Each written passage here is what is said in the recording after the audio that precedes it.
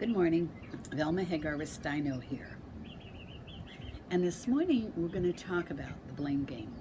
You know, first of all, I have to tell you, I have a whole bunch of grandchildren that are millennials, and so I'm not going to say anything bad about them. But I have to tell you, I have a hard time understanding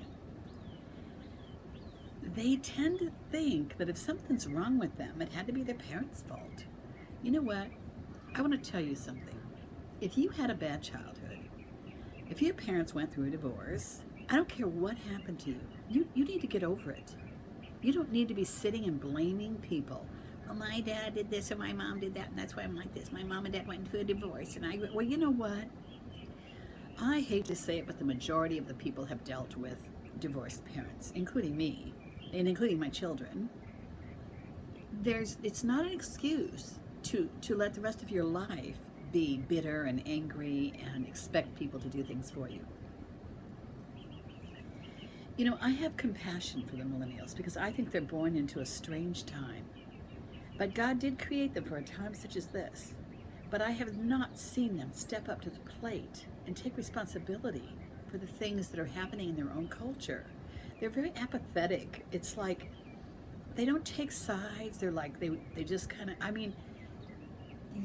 if you don't stand for how does it go? There's something about if you don't stand for what you believe in, you stand for nothing. I don't know. Something like that. Anyway, I kind of screwed that one up. But anyway, you do need to take a stand in what you believe in. Now, I do think there's a radical thing happening in our country that I don't like. Everybody is overreacting to things, and that's probably what it's caused the millennials to suck in. But I do think we need to speak up, but be kind and be respectful of others' opinions. And don't get so caught up in the drama that is happening in our world. It's crazy. Things are just crazy.